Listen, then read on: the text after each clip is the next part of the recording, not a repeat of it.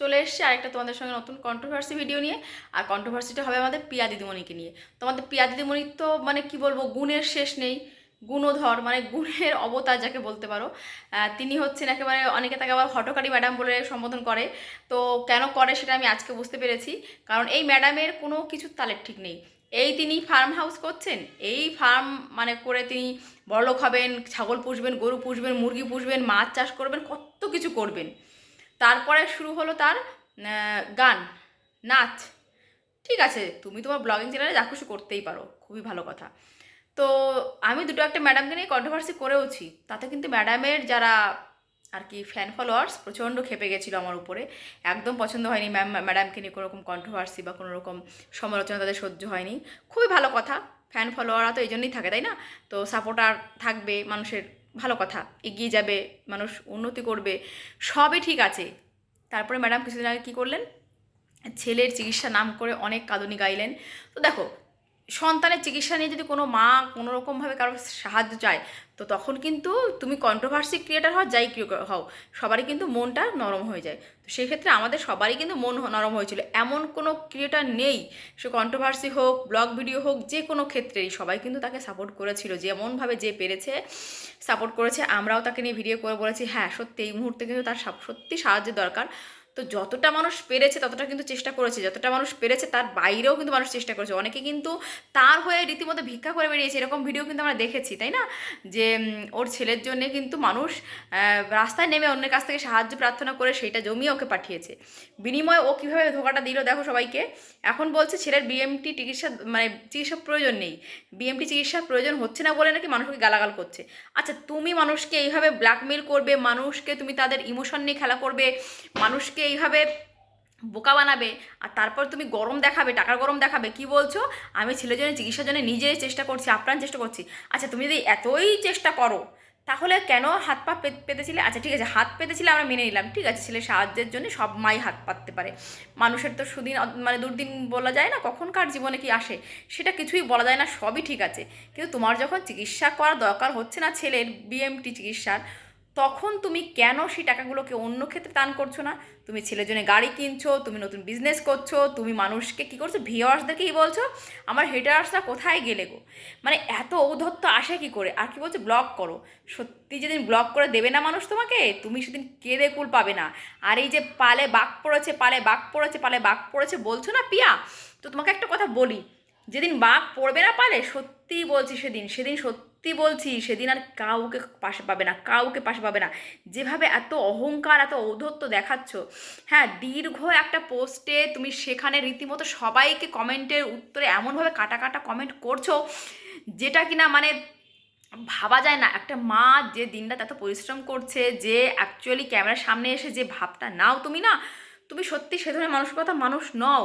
তুমি এই যে এইভাবে প্রত্যেকটা আর কি ভিউয়ার্সের কমেন্টে গিয়ে এতক্ষণ ধরে কমেন্ট করার সত্যি সময় কোথায় তোমার হয় বলো তো? তুমি নাকি অনেক কাজ করো, আসলে কি করো বলো তো? কিছুই না। ওই তো মানে বললে কেমন শোনায়। দেখো, তোমার থেকে কিন্তু আমরা অনেক বেশি পরিশ্রম করি, সংসারে আমাদের হাজার রকমের কাজ, আমাদের প্রত্যেকে মহিলার কিন্তু কাজ আছে। আর ব্লগিং করতে তোমার হাজব্যান্ড তোমাকে রীতিমতো সাহায্য করে, তাই না বলো? তোমার হাজব্যান্ড তোমাকে সবসময়ের জন্য সাহায্য করে, কারণ সব ম্যাক্সিমাম টাইমে সে কিন্তু বাড়িতেই থাকে, এখন অন্তত বলতে গেলে। তো তোমার স্বামী তোমাকে টেকনিক্যালি অনেকটাই সাপোর্ট করে, কাজকর্মে সাপোর্ট করে, আমরা নিজেরাই দেখেছি, সবজি কাটা থেকে শুরু করে সমস্ত ক্ষেত্রে তোমাকে সাহায্য করে। কিন্তু তুমি কি জানো, অনেক মহিলা আছে যাকে সংসারের সমস্ত কাজকর্ম করে, স্বামী সন্তান তাদের সমস্ত দায় দায়িত্ব সামলিয়ে, তাদের স্বামীকে অফিসে পাঠিয়ে, সন্তানের রান্না বান্না টাইম মতো খাইয়ে, স্কুলে পাঠিয়ে, পরিবারের অন্যান্য মানুষগুলোকে সমস্ত দায়িত্ব কমপ্লিট করে কিন্তু তাকে ব্লগিং করতে হয়। সেই রকম তো তোমাকে করতে হলো না, কি করে জানবে কষ্টটা কাকে বলে, কি করে জানবে? সারাক্ষণ কথা কথা বলছো কষ্ট কষ্ট কষ্ট, সত্যিকারের কষ্ট কি মানে সেটা তুমি হয়তো কি বলবো, তুমি অনুভব করতে পারবে না। কারণ দেখো, অভাবে অনেকেই থাকতে পারো, অভাব এক জিনিস আর কষ্ট আরেক জিনিস, পরিশ্রম আরেক জিনিস। তুমি যেটুকু পরিশ্রম করো না, ওর থেকে হাজার গুণ পরিশ্রম করে হাজার হাজার মহিলা, ঠিক আছে? তো ওই জন্যে বলছি যে আর কথা কথা বলো আমার পরিশ্রম, আমার যোগ্যতা, কিসের পরিশ্রম, কিসের যোগ্যতা তোমার, কিসের যোগ্যতা? আজকে যদি তোমাকে সবাই সাপোর্ট না করতো না, ওই রকম পরিশ্রম হাজার হাজার চ্যানেল করে, হাজার হাজার চ্যানেল, হাজার হাজার মহিলা তোমার থেকে অনেক অনেক বেশি পরিশ্রম করে। তো যাদের কপাল খারাপ, কপাল মন্দ, তার জন্য কিন্তু তাদের ভিউজ জোটে না। তোমার থেকে অনেক পরিশ্রম করে অনেক অনেক মহিলা আছে। তো এই জন্য একটা কথা বলি, এইভাবে কিন্তু ভিউয়ার্সদের চমকিও না, ধমকিও না। তোমার যদি সৎসাহস থাকতো না, তুমি টাকাগুলো কিন্তু সত্যি কোনো একটা ভালো কাজে দান করতে। আর এই যে এত ফুটানি দিচ্ছ, নিজের টাকা ফুটানি দিচ্ছ, সত্যি যদি নিজের টাকা ফুটানি দিতে পারতে না, তাহলে তোমার অহংকারের ঠেলায় হ্যাঁ চারিদিক পুরো অন্ধকার হয়ে যেত। তোমার এত অহংকার আর এত ঝগড়াটে, তুমি ভাবা যায় না এত ঝগড়াটে যে প্রত্যেকটা ভিউয়ার্সকে এসে রীতিমতো কমেন্ট করে যাচ্ছ, আর এত জ্বালা ধরছে তোমার গায়ে। আচ্ছা তুমি যদি এত সহ্য করতেই না পারো, তাহলে কেন করো ওরকম কাজ? ভিউয়ার্সদের কমেন্ট যদি তুমি নিতে নাই পারবে, তাহলে ছেলের অসুস্থতা নিয়ে এত টাকা তুললে সেটা কেন ফেরত দিচ্ছ না? তুমি তো বলেছিলে যখন ছেলে চিকিৎসা করতে সত্যি যেমন না লাগে, আমি 1 টাকাও খাবো না ছেলের। সেই টাকা দিয়ে আজকে কি করছো? ভিউয়ার্সরা যখন প্রশ্ন করছে, ভিউয়ার্সরা যখন বলছে যে টাকাটা তুমি ফেরত দাও, ভালো কাজে লাগাও, যখন তারা প্রশ্ন তুলছে তখন তোমার মনে হচ্ছে ও হেটারা, আমার হেটারা। আরে বাবা, ইউটিউবে কেউ কারো না, ভালো কাজ করলে প্রশংসা পাবে, আর খারাপ কাজ করলে, সমালোচনা করার মতো কাজ করলে সমালোচনা করবে, এটাই স্বাভাবিক। তো প্রশংসা করলে সেটা খুব ভালো লাগে, তাহলে ভিউয়ার্সরা সঠিক। আর তোমাকে নিয়ে যদি কেউ উচিত কথা বলতে যায়, তাহলেই তারা কিন্তু কন্ট্রোভার্সি, তাহলে তারা হচ্ছে হেটার্স। এইটা হচ্ছে তোমার পয়েন্ট অফ ভিউ। সত্যি অবাক লাগে, অবাক। হুম এমন এমন কিছু কথা বলো, কিছু কাজ করো, যেগুলো নিয়ে কথা না বললেই নয়। সত্যি বলছি, এই কিছুদিন আগে তোমার মানে বাচ্চাটা অসুস্থ হলো, আমরা সবাই প্রার্থনা করছি যে হ্যাঁ তোমার ছেলের ভালো হয়ে যাক, সুস্থ হয়ে যাক। কোন মা চাইবে যে অন্যের সন্তান মানে একটা খারাপ কিছু হোক, অন্যের সন্তানের আর কি অমঙ্গল? কোনো মাই কিন্তু চায় না। আর আমরা কেউ চাই না অন্যের কারোর কোল ফাঁকা হয়ে যাক, সেটা তো স্বাভাবিক ব্যাপার। কিন্তু আমার কথা হচ্ছে, এই যে উল্টো পাল্টা একটা থামলেল দাও, আর ভেতরের কন্টেন্টের সঙ্গে তার কোনো মিল নেই। এই যে মানে কি বলবো, ক্লিক বেল্ট খেলো।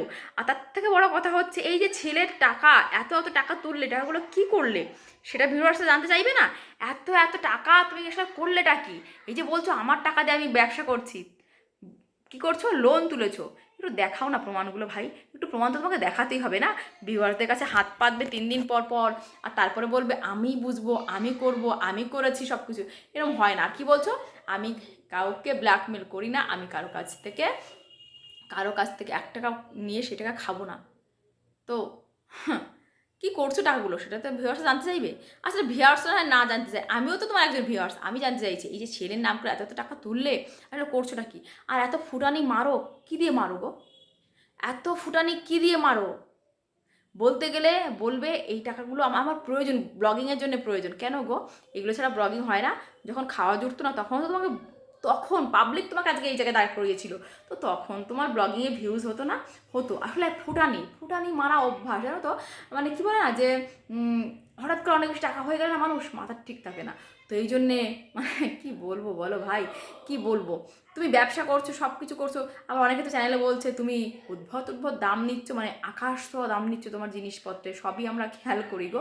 তো দেখো, বেশি লোভ ভালো না, জানো তো, অতি চালাকে গলায় দড়ি। আর একটা কথা আছে না, খাচ্ছিল জাতির তাঁত বুনে, কাল হলো তার এরা কিনে। তো এত লোভ করো না, বেশি লোভ করা ভালো না। পরিশ্রম করো, সৎ পথে থাকো, সৎ পথে খাও, ঈশ্বর তাকে মারবে না, ঈশ্বর মারে না। আমি নিজের জীবন দিয়ে দেখেছি যে যত কঠিন সময় আসুক না কেন, তুমি যদি সঠিক থাকো, তুমি যদি নিজে জানো যে আমি ঠিক আছি, আমি 100% সঠিক কাজ করেছি, তো তোমার জীবনে সাময়িক কষ্ট আসতে পারে, কিন্তু তুমি কখনো না খেয়ে মরবে না। এটা কিন্তু আমি আমার নিজের জীবন দিয়ে বুঝেছি। তো তোমাকে দেখেছি, তুমি অসম্ভব অসম্ভব লোভী একটা মেয়ে, অসম্ভব লোভ তোমার। এবং তোমার যেটুকু পাওয়া, তুমি যেটুকু মানে পেয়েছো, তোমার সেইটুকু নিয়ে তোমার কোনোদিন তুমি সন্তুষ্ট না। মানে কি বলবো, পরিশ্রম না করে অসম্ভব কিছু, বেশি কিছু পাওয়ার অত্যাধিক লোভ তোমার, তোমাকে আজকে এইভাবে ভিউয়ার্সদের কাছে হেটারের, মানে ভিউয়ার্সদের কাছে তুমি হেটের পাত্র হয়ে যাচ্ছ। মানে তাদের কাছে তুমি কি বলবো বলো তো, তোমার নিজের মান নিজেই নিচেতে নামাচ্ছ। আজকে ভিউয়ার্সরা কেন এত কম, যারা তোমাকে এই জায়গা তুলেছে, তারা কেন তোমাকে এত এত বাজে কমেন্ট করছে, এটা কিন্তু বোঝার তোমার দরকার আছে, জানো তো, একটু তোমাকে বুঝতে হবে। তা শুধু শুধু অন্যকে দোষ দিও না, নিজের দিকে আগে আঙুলটা তুলে দেখো। বলে না, একটা আঙুল অন্যের দিকে তুললে 4টে আঙুল নিজের দিকে থাকে। তো দেখো কোথায় তোমার সমস্যা আছে, কেন তোমাকে আজকে ভিউয়ার্স এত দূরছে করছে, তো বাজে বাজে কমেন্ট করছে, তাই না? আর এত ঔদ্ধত দেখিও না। আজকে রাজা কাল সে ফকির, এত লোভ আর এত অহংকার কোনোটাই কিন্তু মানুষের শরীরের জন্য ভালো না, বা মানুষের ভবিষ্যতের জন্য ভালো না, বা মানুষের মানে যে কোনো ক্ষেত্রেই ভালো না। এত অহংকার আর এত লোভ, মানে ভিউয়ার্সদেরকে যেভাবে তুমি দুচ্ছাই অপমান করছো, মানে বলে না হাতের লক্ষ্মী পায়ে ঠেলছো, এইভাবে ঠেলা ঠিক হচ্ছে না। মানে যদি নিজেকে না শুধরাও, তো তুমি বুঝবে পরে যে কী ভুলটা তুমি করেছো, তখন নিজের কপাল নিজের চাপড়াতে হবে। এখনও বলছি যে ভিউয়ার্সদেরকে এত ছোট করো না, তারাই হচ্ছে অ্যাকচুয়ালি লক্ষ্মী। তো চলো বন্ধুরা, যদি ভিডিওটা ভালো লাগে অবশ্যই কিন্তু কমেন্ট করো, আর কোথায় মানে আমি ভুল বলেছি সেটা কিন্তু বলো। তো ব্লগিং চ্যানেলে তো ভিউজ হয় না, আর আমার শরীরটার সাথে এতটা খারাপ, আমি আজকে ব্লগিং করিনি। তো ওর ভিডিওটা দেখে না মাথাটা গরম হয়ে গেল, ভাবলাম চলো একটু ভিডিও করেই ফেলি, অনেকদিন পর একটু কন্ট্রোভার্সি করে নিলাম। তো চলো, তোমরা যদি ভালোবাসো তাহলে আবার এই চ্যানেলে কন্ট্রোভার্সি দেবো, আর না হলে ব্লগিং যেভাবে চলছে ওইভাবে চলবে, ধীরে ধীরে টুকটুক টুকটুক করে এগোবো, তাই না? সংসার সন্তান সব কিছু সামলে চলো, এখনকার মতো টাটা করছি।